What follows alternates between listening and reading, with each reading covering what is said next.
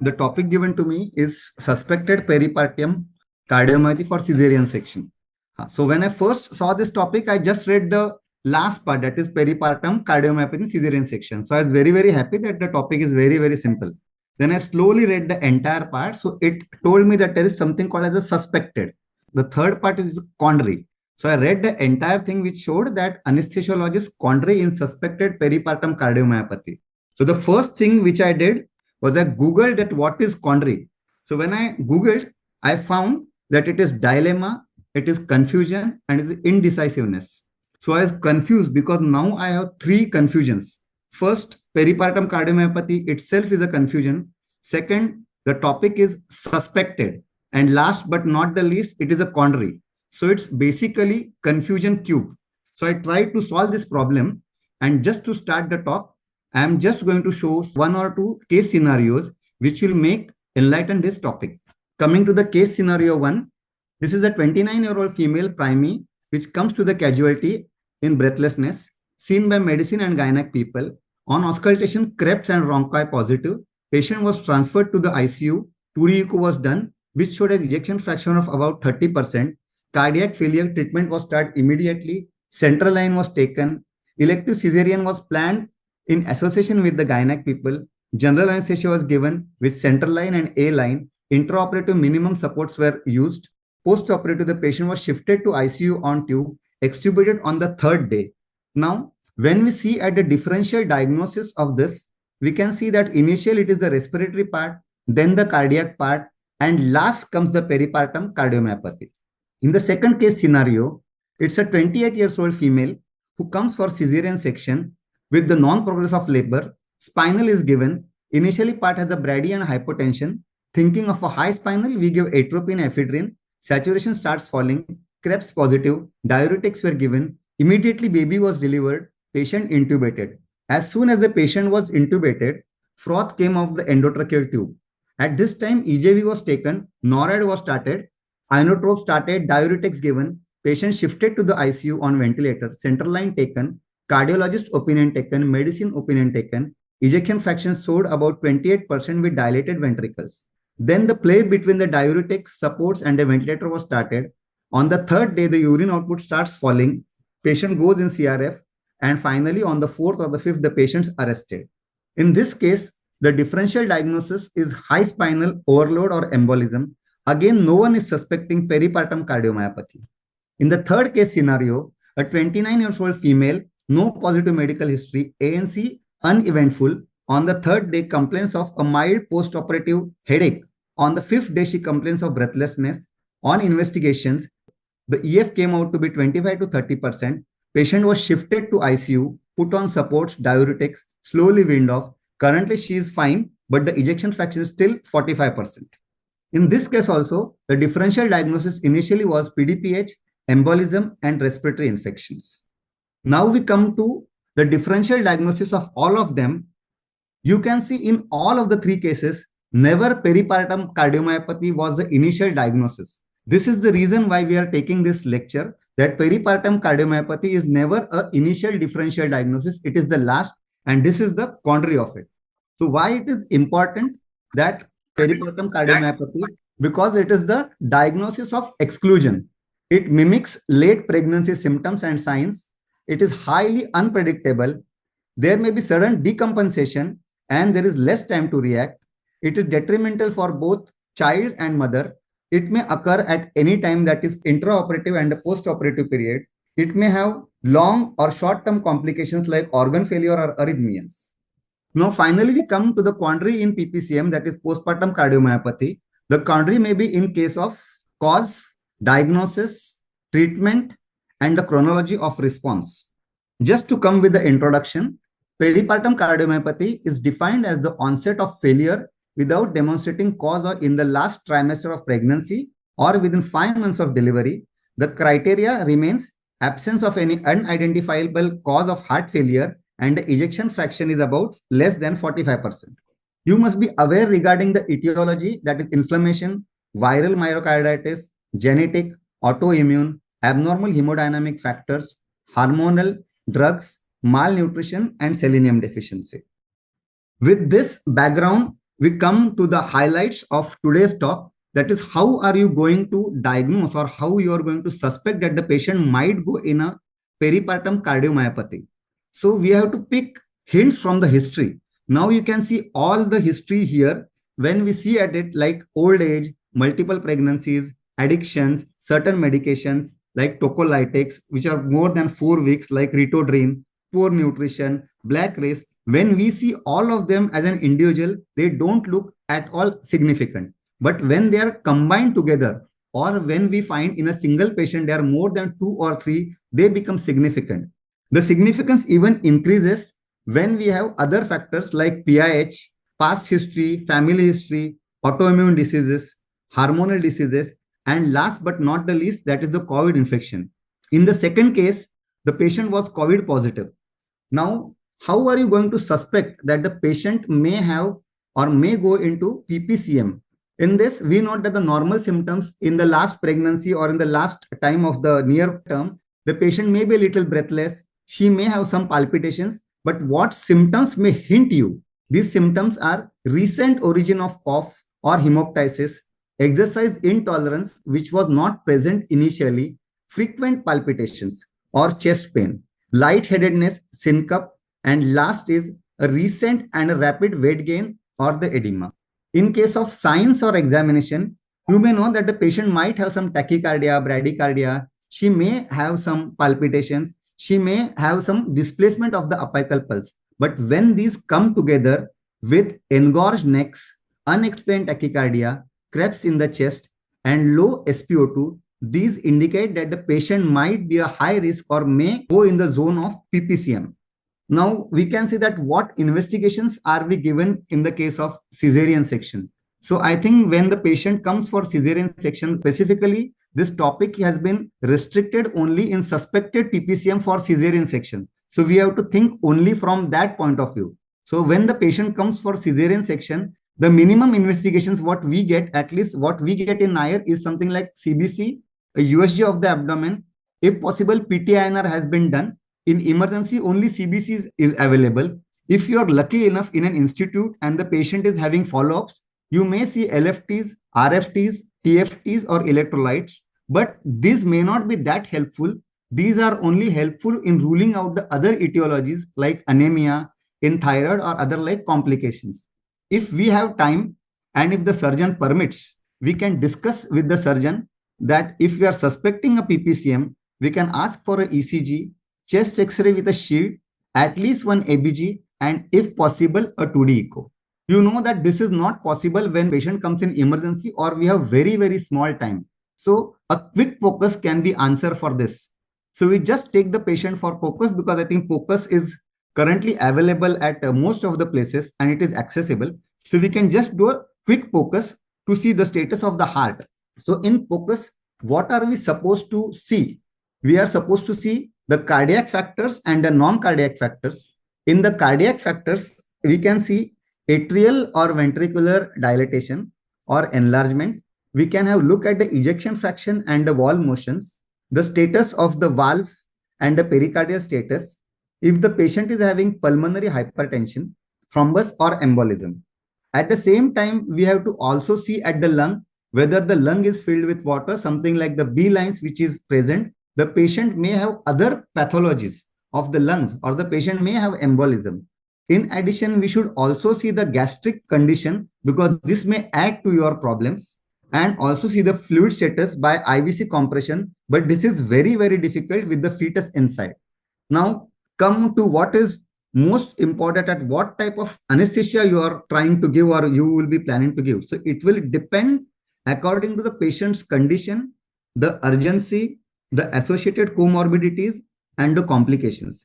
If something like fetal distress is there, I think we don't have a question. We will just go in for GA, that is general anesthesia. If the patient is having some time, we can give regional anesthesia. But in both of these cases, what is important, we can give both, that is neuraxial blockage as well as GA, but both have to be given in an incremental manner. In case of neuraxial blockage, we can give a low dose of spinal anesthesia supplemented with epidural or only epidural anesthesia. In case some also suggest you can give intrathecal catheter So the dose required is very, very less and the complications are less. In case of control anesthesia, we don't have to give the full dose, but slowly titrate the dose of anesthetic drugs. We can use etomidate instead of propofol, so there is no rapid fall of blood pressure. You know the problems associated with the neuraxial blockage and the problems associated with general anesthesia. So we have to always cater to the problems and see the benefits of that and the disadvantages of that.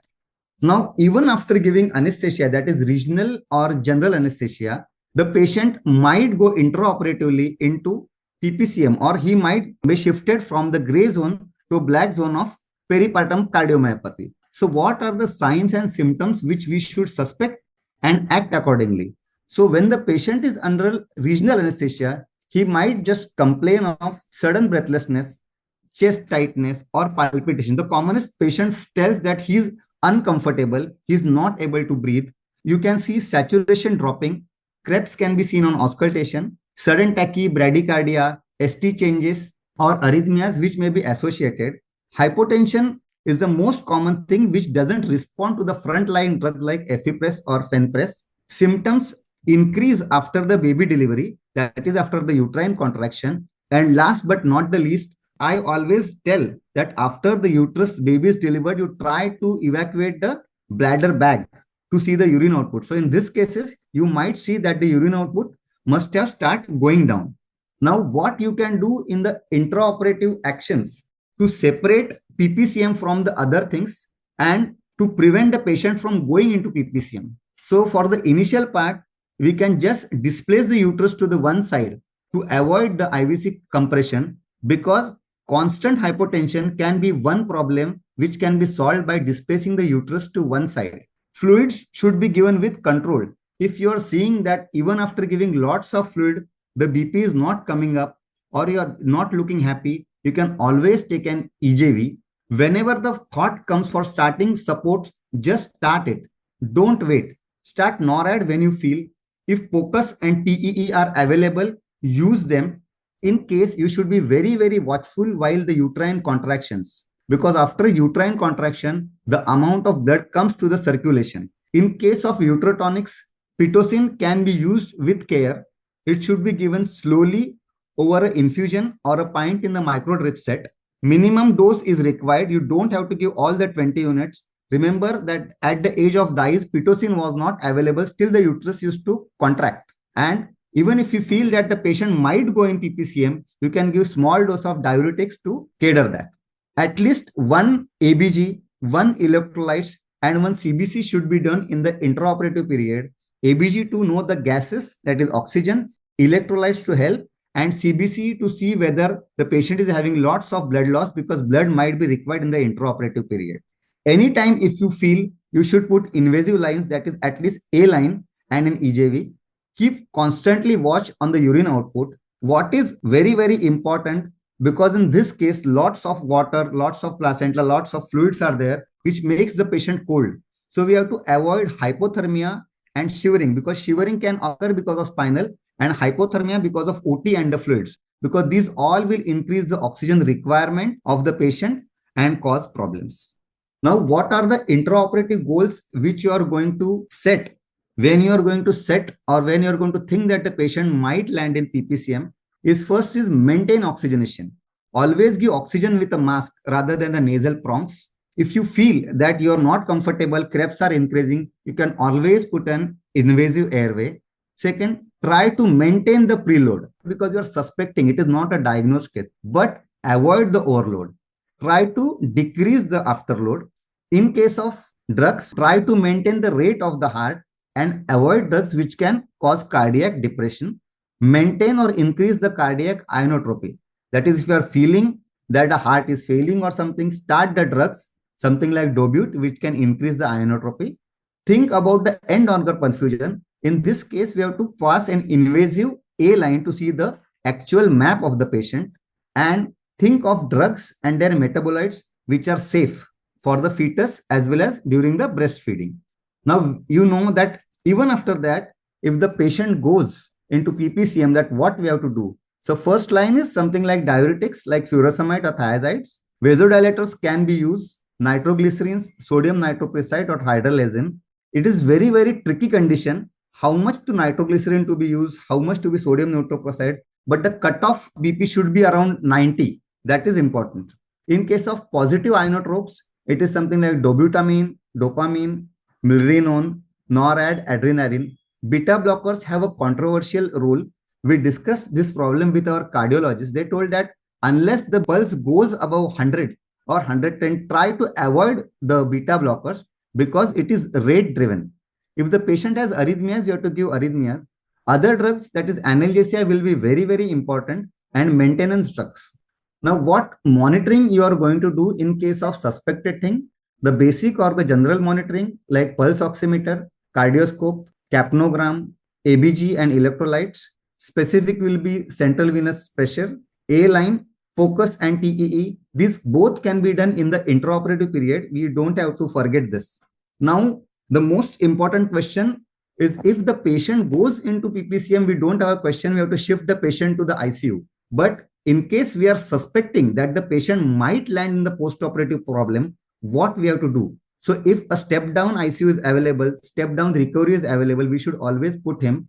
We can put him in the wards with a continuous monitoring. And if a small nursing home is there, we'll try to put the bed just in front of the staff so that the staff can see every pulse, every BP of the patient. Importantly, you should give the full pain relief for this patient. Be vigilant regarding the symptoms because gynec have a tendency to continue the oxytocin, which can cause tachycardia and it may have the antidiuretic effect. Also, we don't have to forget that the resorption of the third space fluid starts after the 48 hours. Importantly, focus can be used again in this case in suspected cases to rule out the effects or to rule out any other causes. In case we found that the patient is becoming bad, we can take cardiology or medicine references. This is important because gynec people never listen. So at least if you are suspecting that the patient has some intraoperative problems or something, we can always have a notes over the discharge. That is very, very important. And if the patient has some problems, you have to alert the patient along with the gynecologist that there may be recurrence, there may be relapse, and what about the prognosis. And also instruct the relatives and the doctor that if there is an immediate problem or suspected symptom after discharge, they should immediately consult the medicine or the gynec. Now, what actually is the dilemma or the quandary in this case? First of all, is giving regional or general anesthesia. That has been told that both can be given, but it has to be in a tailored manner, in a slow manner, not in a hasty manner. Regarding the hemodynamics and the monitoring, it is important that whenever possible, in suspected case, you can use invasive monitoring rather than non-invasive. In case of fluids, we can use EJV. Whether to give diuretics or not depends on the EJV, blood pressure, supports, and the urine output which is coming on. Regarding uterine autotransfusion, you have to use the uterotonics with care. Try avoiding carbopros or methargine because it can cause more harm. You can use diuretics along with them. In case of blood loss versus blood transfusion, I have already told that try to take at least one sample of CBC intraoperatively to solve this problem.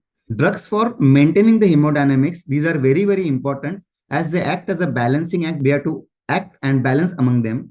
Post-operative monitoring will be regarding the ICU, and also there is a question regarding the mobilization because the patient may have DVT which may not have diagnosis in the previous part.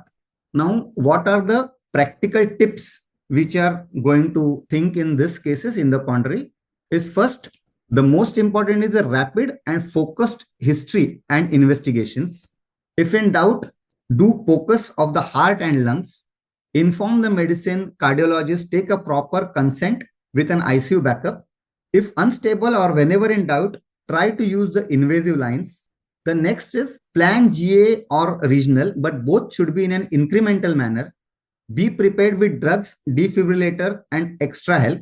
The most important, give oxytocin slowly. Other uterines better use with caution or avoid. Post-operative ICU SOS, good pain relief monitoring, and preparedness for the late complications.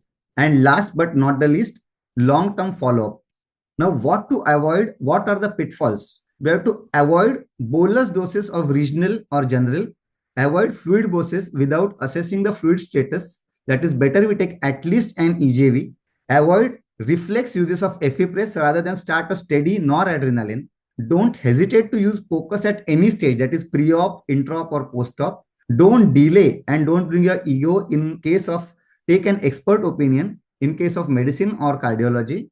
Now, last but not the least, this quandary every time gives more problems for the anesthetist because whenever the patient has one VPC, we have 2 or 3 VPC. So how we are trying to avoid or how we will try to decrease this, we can ask in association with the gynac that whenever the patient goes for a USG, at least they can scan the heart one. They can just put the probe a little up so that they can just scan the heart for any problems. There is something called as a FET JT metric score for PPCM. It is a screening test, patient-specific, individual symptom-based. I will discuss it in 2 minutes. At least they can do a 2D echo and ECG in the first and the last trimester. If they do it is very, very early, we can catch up with the valvular problems in the first trimester. So they can undergo any surgery required in the second. In the late, they can diagnose the cardiomyopathies. So we anticipate the problems pre-op only. In case of suspected cases, they can always take an expert opinion, and in such cases should be always dealt in an elective cases and in a tertiary setup. Now, just to tell about the FET JT metric score for PPCM, the score is based on 6 symptoms. Each symptom has a rating from 0 to 2. 0 has no symptoms. 1 is symptoms present but mild. 2 is symptoms present and severe. The 6 symptoms are orthopnea, dyspnea, unexplained cough, swellings of the ankle, legs or other areas, excessive weight gain during the last month of the pregnancy, palpitations with the flutter. How to interpret? If the score is more than 4, it is generally associated with left systolic dysfunctions and it requires further evaluation like B-type natriuretic peptide, echocardiogram or ECG. Remember, an early higher score followed by immediate intervention can lead to good outcomes. Coming to the summary, it creates a time-sensitive, high-risk challenge. Rapid bedside echo can always help, and we require a multidisciplinary coordination. Tailored anesthesia is required according to the urgency, patient's conditions, and comorbids. Invasive monitoring, whenever required or warrant, should be done. Cautious hemodynamic management is very, very important. Try and anticipate postpartum autotransfusion and pulmonary edema. SOS ICU ventilation, vigilant monitoring and references is what is required.